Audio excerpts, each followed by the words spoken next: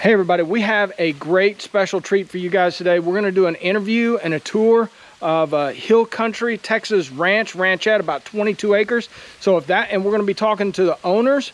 So if that's what you're interested to, stick around. We're getting after it right now.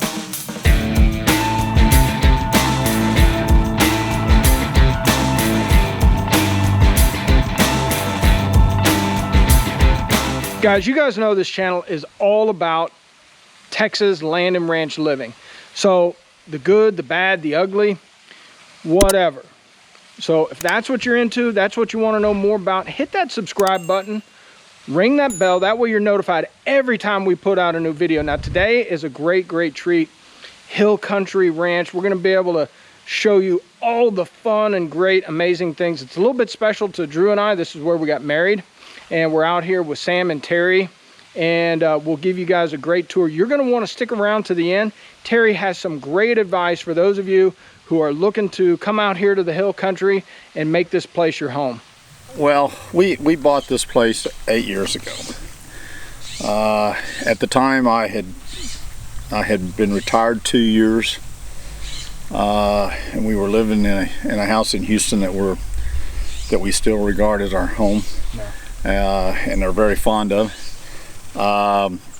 But we also recognize that Samantha and I both have lived in a number of areas. All of them are metropolitan areas, and we have very little exposure to the country. Yeah. Other than you know, she went to SFA in Nacogdoches, so to her that felt like a country town, right. But relative to Houston. But you know, really, we didn't. We had a city house, and we were looking for something different as a contrast. Now, neither one of y'all grew up in this lifestyle, right? Neither one of y'all grew up on a farm, or y'all both kind of grew up in town, right? Yeah, I grew up in Southwest Houston. You know, I've lived my entire life in the city. Well, what made you think, okay, I want to go out here and buy 22 acres out in the Texas Hill Country, you know, after, you know, living in the city and living in metropolitan areas your whole life? Well, first of all, we had some friends that have second homes, and most of their second homes are in remote locations or in, you know, rural locations. So that got us looking. We also we're just looking for a different pace of life, you know, a different set of activities that we would do other than what we do in Houston. And now, has it been a separate pace? Because every time you and I get together, it's always, oh, what was it you said last night? How did you say it? It was something like it bothers you how much around here that you just absolutely need to do that you haven't gotten done yet? Yeah, but some of that is my own nature. We bought this place to enjoy. We didn't buy this place to get into any sort of ranching operations. You know, we have the only livestock we have on this property are 2 dogs and a bunch of deer. We were not looking for something that was going to tie us down to this property or you know, keep us busy. We wanted to come out here and enjoy it and lock it and leave. Lock and leave. And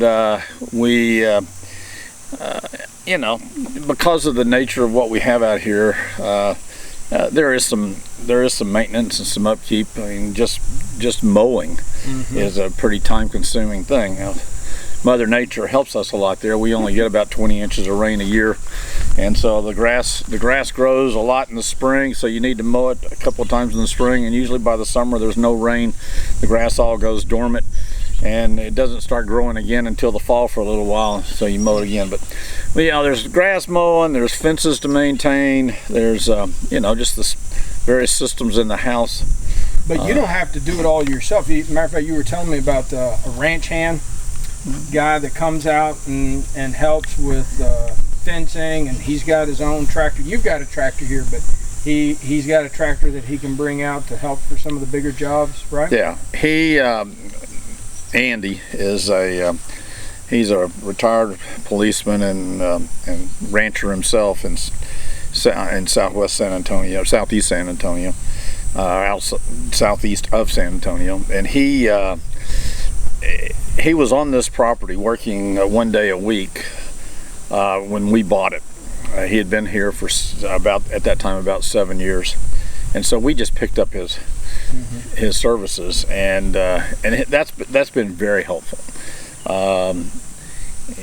He's moved kind of away from what he used to do, which was primarily mow, weed eat, and stuff, to more stuff that I need him to do that I don't want to do myself, which is fence repairs. He's real handy on mechanical stuff. If new blades on the lawnmower, he's real good at doing that. And on the other hand, I bought a zero radius lawnmower. That's pretty fun last year. I've seen you clipping around. Yeah. That's a good time, right? And I love that mower, and so I'm enjoying that. And I'm mowing probably almost 10 acres now with that mower. Now tell me about your relationship within the community. So you guys do not live in town. You've got about 22 acres, and then there's a whole bunch of other folks around that have acreage around you. How would you say the sense of community and your sense of knowing everybody, your neighbors and everything, how is that? Well, if this neighborhood in particular, if you look at it, it's on top of a hill. I mean, as soon as you turn off the county road to get into this neighborhood, you go straight up a hill, and that hill used to be one ranch, Beck Ranch, and as I understand it, in the 60s, the ranch was sold. They were subdivided, and they were subdivided in notionally 7-acre lots, and so everybody out here is kind of spread out. Very few people are living on less than 7 acres. In our case, we have 3 7-acre lots for a total of 22 acres, and it's so we don't. I mean, when we first moved out here, because we were part-time residents here, we really didn't get to meet our neighbors very quickly. However, I mean, being here for 8 years now. In the last 4 or 5 years, we have gotten to know several neighbors in the area, and we regard them as really nice people, good friends. The only thing that keeps us from getting even be better friends is that we're only here part-time, and so we kind of come and go. They're here. All of our neighbors are full-time residents. We're the only part-time. Now, you guys, when the COVID hit, this was a secondary home for you before the COVID, but during the COVID, did you guys just hunker down here? Yeah. Well, what happened when COVID fired up in March of 2020, we recognized that the things that we enjoy doing in Houston are things that we were not going to be able to do any longer for a while, or we shouldn't be doing them for a while. Things like going out to eat, going to the theater, going to sporting events, going over to people's houses for dinner. I mean, those sort of things we enjoy doing a lot, and it's a large part of our social life in Houston. And we need to curtail that. We also have family. A lot of Samantha's family is in Houston, and so the ability and the tendency to get together with family was always an enjoyable part of our lives. So Sam and I, with our 2 dogs, came out here early March last year with the intention of riding the pandemic out. We essentially were full-time from that point on for about 15 months or so. We've now kind of moved back into part Houston, part here, and it's still our intention for Houston to be our primary residence and this to be a secondary one, but we split our time about 50-50. Now, your wife, Samantha, Sam, tells a story about one of the first doctor's visits, follow-up doctor physical visits that you had after you guys got out here on the ranch. Can you tell that story? Yeah, she and I both use the same internist in Houston, and she's been our doctor for a number of years before we bought this place. And I have the physical. I have a physical every year, and the physical I had about after we'd been out here just about a year. She came in and she had all the lab results, and she said, "Look," she said, "Wow," she said, "You must have joined a gym." And I said, and she is an active gym person. I said, "You're never going to see me in the gym." Yeah. And she said, "Well, you're doing something. Your weight's down, your blood pressure's down, your cholesterol's down." I mean, I had a lot of parameters that were not bad, but they were moving in the wrong direction. Yeah. And she said, "You've really taken some steps to counter that. So whatever you're doing," she said, "stick with it." Well, now I've had 7 more physicals since then, and they've all been about the same. It's on the right path. So I had a 38-year career that was an office, job, and even though it involved a lot of travel and a lot of activity, but basically I was sitting behind a desk a lot, and coming out when I retired, sitting at home doing whatever we were doing at home in Houston, but then coming out here, I'm almost never just sitting around. It's there's always something that I could be doing, something that I enjoy doing. Since we bought this place, I have my first chainsaw. Now I have 2, and I have my first tractor. I have my first ATV. I have my first zero-turn riding lawnmower. So I mean, it's. All right. So in this channel, I always tell people that we're going to tell you the truth, the good, the bad, the ugly, the thing. Going back however many 7-8 years, you said, what advice would you give that yourself 7-8 years ago about, oh man, try to avoid this, or we really screwed that up, or wish I had a do-over on something along those lines? Well, what I'd rather do is turn that around and say, let me tell you what worked for us, and if your listeners are of a similar mind, then they may find this helpful. When we started looking, we really didn't know what we wanted. I mean, about the only thing that we kind of both agreed on that was beyond questions, we're looking for a second house, a place we could drive up to.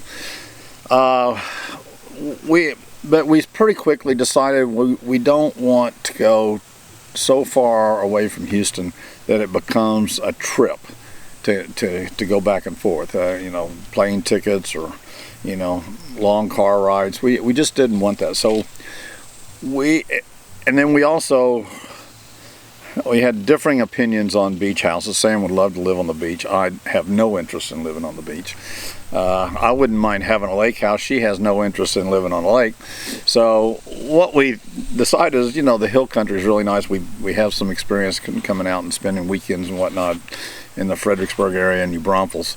And so we thought, let's just go migrate towards in the direction of the hill country, and we drew ourselves a 4-hour radius from Houston, 4-hour drive radius, and that opened up, a large number of properties from kind of Luling all the way around through the Austin area, Georgetown, Fredericksburg. I mean, we looked at a lot of properties in the area, and then it became a matter of what are we really now looking for again, because a lot of the properties we saw were not what we were looking for. We saw an awful lot of what I'd call suburban homes that have just been put in the country. So they have things that we didn't necessarily want, like a swimming pool or a media room or stuff like that. We were looking for a country experience. Not to recreate a house that we already had in Houston. So this place. Tell me about this place. So I know all about it. Heck, my wedding was here. Thank you again, by the way. You're totally welcome. And I've cut in some. I took a bunch of photos and some film around, so the people will see it. But in your own words, how would you describe the look and the feel of the house, the cabin, the barn, the acreage? How would you describe it? Well, let me start with when we when we were well into the process of trying to find a place, that we had hired a realtor out of Austin who really kind of specializes in hill country properties, and he started just flooding us with, you know, MLS sheets, you know, the property descriptions, and I was busy doing other things at the time, but Sam was pretty diligent about reading all those things. And so what she would do is, you know, dismiss most of them because they weren't something we were interested in. And the realtor was pretty broad in his giving us anything, whether it's necessarily what we were looking for or not. And so we ended up with a list of about 25 properties that we decided we were going to take a week and go look at. And so we came over, we checked into a hotel in Austin, and we spent several days with that realtor.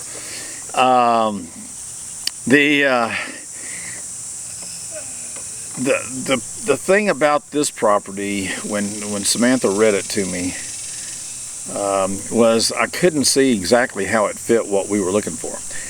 We knew we wanted property, but I was not of the view we wanted a whole lot of property that was just going to drive our property taxes up and, you know, more for us to maintain. So, you know, what I was thinking was 5 acres. This property has 22. And when I saw that, I thought, you know, why do we need 22 acres? I mean, we're not going to farm it. We're not going to raise cattle on it. I mean, because that's not what we're trying to accomplish. So that didn't seem to me to be a particularly desirable feature.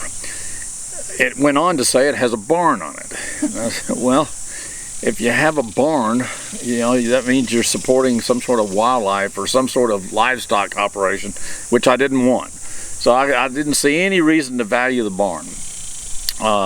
It had a 160-year-old log cabin, which I hope you'll be able to get some footage in. I went and did a tour of everything. I didn't do the inside of the barn, but I did the inside of the cabin, all around it, and all around the house. I didn't do the inside of the house, and then kind of drove around on the Polaris, basically everything where the dogs could run. Well, it has a 160-year-old log cabin, and that's not the primary house. It's got a nice house besides that. And I just, you know, I thought, well, that'd be kind of a nice guest house, but do I need I mean, I wasn't looking for a log cabin, and this property had it. So, well, when we came out, when we drove in, the first thing that we observed, which was just on Samantha's side of the car as we were driving up the long driveway, was a doe had just dropped a brand new fawn right along the side of the fence where we were driving in. And so, you know, the maternal instincts, oh my goodness, this is where we've got to go. Yeah, we've since, you know, at the time, this was in the spring, the bluebonnets were blooming in the hill country, and this property has probably, I don't know, an acre worth of bluebonnets on it. And you know, they were planted originally, but they've come back year after year after year. So they were here. They were very pretty. And then we got to looking at how the people that were here, that we were buying it from, were using the barn and, you know, the log cabin, and thought, yeah, this could be a lot of fun. And so, you know, from about the first hour here, there was no question that this is where we really wanted to be. Now, you guys have had Samantha's birthday. I won't say which birthday, but you had Samantha's birthday party out in that barn. You had our wedding out in that barn. You've had several guests in and out of that cabin. So, was it a good fit for you? Yeah, absolutely. The barn, Samantha and I have a slightly different view of the primary purpose of the barn. She thinks that the primary purpose is as a party venue. Yeah. She also would love to build a barn dominium in the upstairs part of it. Yeah. I have no interest in that. My interest is in using the barn for what it's doing very well today. It's holding all the equipment that we have out here. It gives me a place to work on it when we need to. And while the property, when we bought it, was about 20 years old, that barn was only a year old. Or it was like 3 years old. They built it in 2010, and we bought it in 2013. So it's a I mean, it's a first-class barn with a concrete floor. Really good, as you recall from your wedding. I think I'll show them pictures of, pictures and videos from the wedding and stuff like that. I'll cut that in. All right, so I always tell people, what is it, like Will Rogers says, land is always a good investment because, last he heard, nobody's making any more of it. As far as you, I bet you whenever you bought this, you thought, oh my gosh, this is a really expensive piece of property. Is it really worth spending all that money? Tell me that story of, hey, and you don't have to give specifics, but in general, the value, has it gone up? Has it been a worthwhile, call it investment for you and your family? Yeah, I mean, we weren't looking for an investment. I mean, we weren't looking for something that was going to play an important part in our finances. But at the same time, we didn't want to put money into something that was just throwing it away. Yeah. So the value here is important to us, but it's not something we rely on. Yeah. I can't say enough good things about this location. It's we're 35 miles from the San Antonio airport. We're 60 miles from downtown Austin. It's not far from Fredericksburg either, right? We're 60 miles from Fredericksburg also. So we're nice and conveniently located, and being close to San Antonio, we've got access to good medical facilities. We've got access to, sports and cultural activities. I mean, so it's been the location is perfect. And we didn't know anything about this little community until we found this property, and even after we bought it, we didn't know much about it until we started living here. It's a bedroom community, a bedroom community of San Antonio, and San Antonio is growing and has been growing for years, and a lot of it is out this way. We've watched the traffic pick up significantly, but it's traffic that is on the highway, which is about 5 or 6 miles from here. We're not hearing the traffic. Our street has very little traffic on it, and we like that. It's very different from where we live in Houston, which is inside the loop. Okay. Well, any other closing remarks, comments, any advice that you would give to, let's just say, somebody who is sitting in your shoes 7-8 years ago? Any other advice or tips? Somebody who's sitting on the fence thinking, well, do I want to do this? Do I not want to do this? Is this something that I want to jump off into? Any final parting comments, suggestions, or recommendations? Well, it all kind of boils down to make sure you understand why you're going to jump into it in the first place. That was a hard part for us. I mean, the only thing that we could see clearly is we want a second home. But we couldn't see exactly what we wanted that home to be or where we wanted it to be, and the level of investigation and scrutiny we gave it led to us making a good decision, a very good decision. You made the comment about land is a finite resource and they're not making any more of it. I've never had a particular desire to own any land other than the place wherever our house was, and now that I have this, I'm glad we do.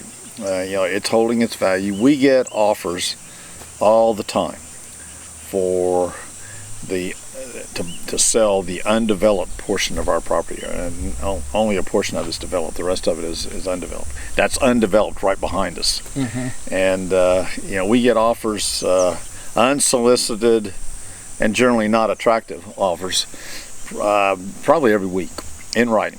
So that all that does is make me feel good that there's a market out there if I ever wanted to sell it. But as Sam and I both talk, neither one of us plan on selling it, so this is going to be up to the kids or somebody to do it, because it ain't going to be us. Well, good. Well, I just want to say thank you. I really appreciate you taking the time to come out and have Dru and I out here, host our wedding here, and letting us come in and do this interview. I really appreciate it. Sorry Sam couldn't make it, but glad we were able to get this done this week. Okay? Kerry, thank you very much. We are we're thrilled to have you and Dru back, and you're always welcome. And Duke. And Duke. All right, thank you. Wow, what a great interview. I had a blast with that. It was so much fun seeing Terry's perspective and getting a chance to ride around on the Polaris with Duke, the Wonder Dog, the bestest ranch dog ever. And I hope you guys enjoyed it as much as I did. Remember, whenever you and your family are ready to buy your little Texas Hill Country ranch, don't hesitate. Give us a call, send us a text message, send us an email. Heck, if you want to, send us a note via Pony Express. Any which way you want to talk to us, we've got your back when moving here to Texas.